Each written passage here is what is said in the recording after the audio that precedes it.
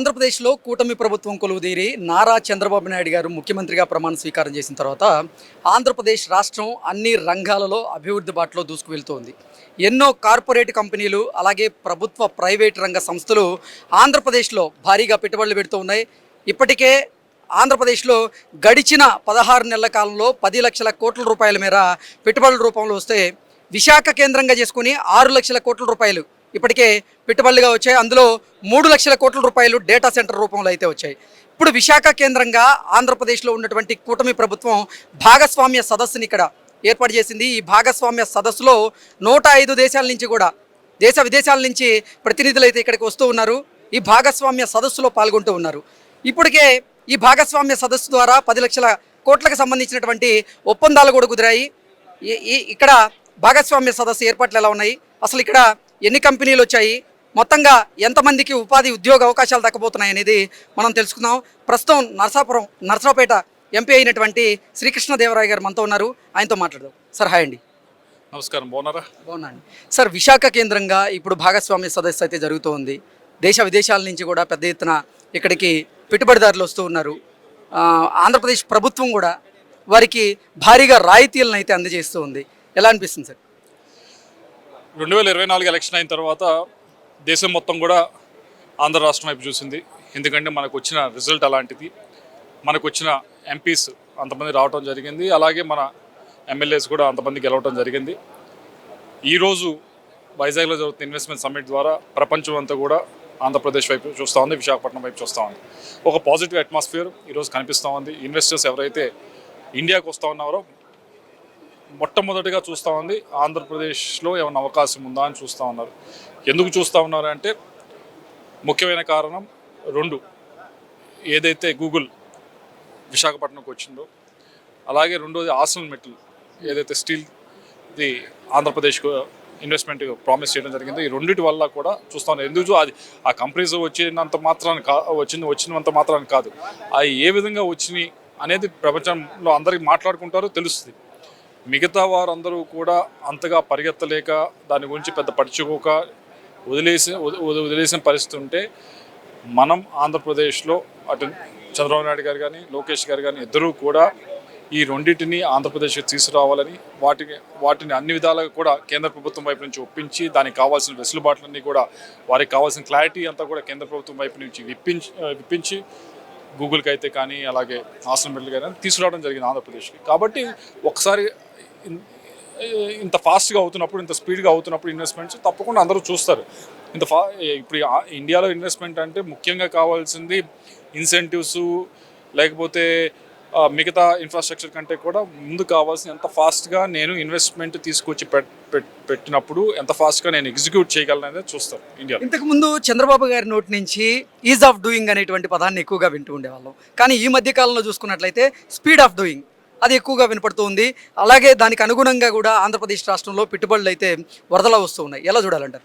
అదే ఇందాక చెప్పినట్లు ఈ రెండు ఇన్వెస్ట్మెంట్స్ వచ్చిన తర్వాత ముఖ్యంగా చూస్తూ ఉంది ఎంత ఫాస్ట్గా మనం ఎగ్జిక్యూట్ చేస్తున్నాం, ఎంత స్పీడ్గా మనం ఎగ్జిక్యూట్ చేస్తామని చూస్తాం. సో కేవలం ఇక్కడ ఏదో ఆంధ్రాలో మాట్లాడుకోవడం కాదు, ప్రపంచం అంతా కూడా ఇన్వెస్టర్స్ అందరూ కూడా మాట్లాడుకుంటూ ఉన్నారు. ఏమన్నా తొందరగా ఎగ్జిక్యూట్ అవ్వాలన్నా, తొందరగా నేను కంపెనీ పెట్టాలన్నా, తొందరగా ఓపెన్ చేయాలన్నా Andhra Pradesh is the right destination చూస్తూ ఉన్నాం.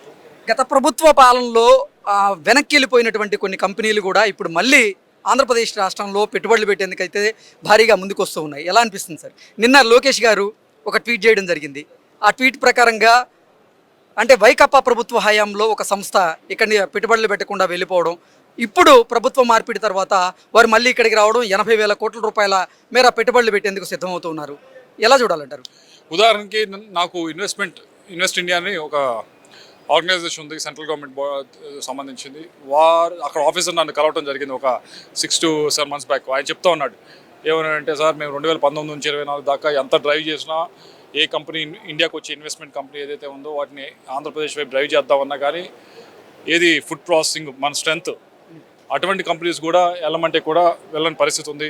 ఏ కంపెనీస్ అయితే పోర్ట్ బేస్డ్ ఆధారితగా అవసరమైన కంపెనీస్ ఉన్నాయో వాళ్ళని వెళ్ళమన్నా కూడా వెళ్ళని పరిస్థితి ఆ రోజు కనిపించింది. కానీ ఈరోజు వచ్చిన ప్రతి ఒక్కరు కూడా అడుగుతూ ఉన్నారు ఏమన్నా ఆంధ్రప్రదేశ్లో మేము ఇన్వెస్ట్ చేయడానికి అవకాశం ఉందా, ఈ కంపెనీని మేము అక్కడ తీసుకెళ్ళి పెట్టడానికి ఉన్న అవకాశం ఉందని అడుగుతూ ఉన్నారు. ఇది పాజిటివ్ డెవలప్మెంట్, పాజిటివ్ అట్మాస్ఫియర్. కాబట్టి ఇదేదో ఒక రోజు 2 రోజులు క్రియేట్ అయింది కదా, అందరూ భయపడ్డారు. ఎలక్షన్ అయిన తర్వాత 2024 ఎలక్షన్ అయిపోయిన తర్వాత అవుతుందా, ఎంత ఫాస్ట్గా అవుతుంది, మేబీ 3-4 సంవత్సరాలు పడుతుందేమో కరెక్ట్ అవుతారు, కానీ కాదు. ఇది 6 నుంచి 7 నెలల లోపలే కరెక్ట్ అయిపోయింది. పాజిటివ్ అట్మాస్ఫియర్ ఆంధ్రప్రదేశ్లో క్రియేట్ అయింది. ఓకే సార్, ఈ భాగస్వామ్య సదస్సు ద్వారా ఈరోజు కొన్ని దిగ్గజ కంపెనీలు ఆంధ్రప్రదేశ్ ప్రభుత్వంతో ఒప్పందాలు కుదుర్చుకున్నాయి. 10 లక్షల కోట్లకు సంబంధించినటువంటి ఒప్పందాలు అయితే ఈ 2 రోజుల్లో జరగబోతూ ఉన్నాయి. మొత్తంగా విశాఖపట్నంలో కొన్ని కంపెనీలు ఇన్వెస్ట్ చేయబోతూ ఉంటే, తిరుపతిలో, అనంతపురంలో, అలాగే అమరావతిలో ఎక్కువగా కొన్ని కంపెనీలు కూడా ఇన్వెస్ట్ చేసేందుకు సిద్ధమవుతుంది. 2 విషయాలు మీరు గుర్తుపెట్టుకోవాలి. 10 లక్షల కోట్లు వచ్చినాయా, 9 లక్షల కోట్లు వచ్చినాయా ఇన్వెస్ట్మెంట్ అనేది కాదు. పొద్దున్న ముఖ్యమంత్రి గారు చెప్పింది ఒకసారి మీరు మళ్ళీ నెవరేసుకోండి. దాంట్లో ఆయన చెప్పింది ఏమిటంటే ఎంఓయూ చేస్తే మేము అక్కడతో ఆగే పరిస్థితి లేదు. ఎంఓయూ అయిన తర్వాత గ్రౌండ్ అయ్యేదాకా మేము వెంటబడతాం. గ్రౌండ్ అయ్యేదానికి అన్ని ప్రయత్నాలు చేస్తాము, చేయించే విధంగా మేము పనిచేస్తామని చెప్తా ఉన్నారు వచ్చే 2-3 సంవత్సరాలు. రెండోది ముఖ్యమైనది మీరు గమనించవలసింది ఏంటంటే, పైగా మీడియా వారు కొద్దిగా ప్రచారం చేయవలసింది, కొద్దిగా మాట్లాడవలసింది ఏమిటి అంటే, ఈ ఇండస్ట్రీ వాళ్ళకి అర్థమైంది, ఎవరైతే ఇన్వెస్ట్మెంట్ చేస్తూ ఉన్నారో వాళ్ళకి అర్థమైంది. ఏదైతే ఆంధ్రప్రదేశ్కి వచ్చి మీరు ఇన్వెస్ట్ చేస్తూ ఉన్నారో వారికి ఇన్సెంటివ్స్ ఏదైతే రావాలో అది మేము ఎస్క్రో అకౌంట్లో పెట్టి మేము ఇస్తాము. కావాలంటే సావరెన్ గ్యారంటీ కూడా మేము ఇస్తామని చెప్పి పొద్దున్న ముఖ్యమంత్రి గారు అనౌన్స్ చేశారు. కాబట్టి అది ఎందుకు అనౌన్స్ చేస్తూ ఉన్నామంటే కాన్ఫిడెన్స్ బిల్డప్ చేయడానికి. అండ్ అది నాకు తెలిసి దేశంలో ఏ రాష్ట్రం కూడా చేయట్లేదు, ఓన్లీ ఆంధ్రప్రదేశ్లో చేస్తాను. ఈ 2 విషయాలపైన గ్రౌండింగు, రెండవది ఇన్సెంటివ్స్ ఎస్క్రో అకౌంట్లో పెట్టి చేయడం అనేది ఇక్కడే ఫస్ట్ టైం జరుగుతూ ఉంది. దీనివల్ల ఇంకా మరింతగా ప్రొపైల్ అవుతాయని నా ఉద్దేశం. ఓకే, బీహార్ ఎన్నికల్లో చూసుకున్నట్లయితే ఎన్డీఏ కూటమి ఘన విజయం సాధించే దిశగా అడుగులు వేస్తూ ఉంది. ఎలా అనిపిస్తుంది సార్? ఎన్డీఏ సంబంధించి మీరు చూస్తే గడిచిన 1.5 ఇయర్లో ఎక్కడ ఏ స్టేట్లో ఎలక్షన్ జరిగినా ప్రతి దగ్గర కూడా ఎన్డీఏ గెలుస్తూనే వస్తూ ఉంది. గెలవడానికి ముఖ్యమైన కారణం ఏదైతే స్కీమ్స్ ఉన్నాయో కేంద్ర ప్రభుత్వం వైపు నుంచి ఉన్నాయో అన్నీ కూడా గ్రౌండ్ అవటం అనేది, ఆ రాష్ట్రాల గ్రౌండ్ అవటం అనేది ముఖ్యమైతే, రెండోది నరేంద్ర మోడీ గారి చరిష్మా ఒకటి, మరీ ముఖ్యంగా అపోజిషన్ పార్టీ కాంగ్రెస్ ఏదైతే ఉందో వారు ప్రజల గురించి, ప్రజల సమస్యల గురించి మాట్లాడటం మానేసి ఏదో ఫ్రివలస్ ఇష్యూస్, ఓసారి ఓట్ చోరీ అంటారు, ఇంకోసారి ఇంకోటి అంటారు. జనానికి అవసరం లేనివి, జనానికి కనెక్ట్ అవునవి విషయాలు ఎత్తుకొని మాట్లాడి ఎలక్షన్ చేయకుండా ఇప్పుడు ఏం చెప్తారు చూద్దాం. ఇప్పుడు మొన్నటిదాకా లాస్ట్ ఎలక్షన్ దాకా ఏదో ఓట్లు అలా అయిపోయినాయి. ఇప్పుడు ఎస్ఐఆర్ చేశారు, ఎస్ఐఆర్ చేసి మీరు కూడా ఇన్వాల్వ్ అయి ఉన్నారు, బిఓలో ఏజెంట్స్ ఇన్వాల్వ్ అయి ఉన్నారు, బిఎల్ఏస్ ఇన్వాల్వ్ అయి ఉన్నారు. మరి ఇప్పుడు ఏం చెప్తారు? ఇప్పుడు కొత్తదేమైనా విషయం పట్టుకుంటారు. జనానికి సంబంధించిన పని చేయకపోతే ఎక్కడైనా ఇది అటువంటి రిజల్టే వస్తుంది. భాగస్వామ్య సదస్సులో ఈరోజు కొన్ని కంపెనీలతో ఆంధ్రప్రదేశ్ ప్రభుత్వం ఒప్పందాలు కుదుర్చుకున్నాయి కదా, దాని ప్రకారంగా రాబోయేటువంటి రోజుల్లో ఎన్ని లక్షల మందికి ఉపాధి అవకాశాలు దక్కేటువంటి అవకాశం ఉందంటారు? టార్గెట్ చెప్పారు కదా, ఎలక్షన్ ముందు 20 లక్షల ఉద్యోగాలు దాకా ఇవ్వాలి అనేది టార్గెట్ అనేది. దాంట్లో ఎంత మ్యాక్సిమం చేయగలిగితే అంత మ్యాక్సిమం చేయాలి. ఎందుకంటే ఇప్పుడు మేము నియోజకవర్గంలోకి వెళ్ళినా, ఎక్కడికి వెళ్ళినా ముఖ్యంగా అడుగుతూ ఉన్నది ఏమిటి అంటే, చదువుకొని ఉన్నారు, మా అమ్మాయి అబ్బాయి ఉద్యోగం కొద్దిగా చూసి పెట్టండి అని అడుగుతూ ఉన్నారు. ఇప్పుడు అమరావతి కన్స్ట్రక్షన్ జరుగుతుంది, దాంట్లో చాలామందికి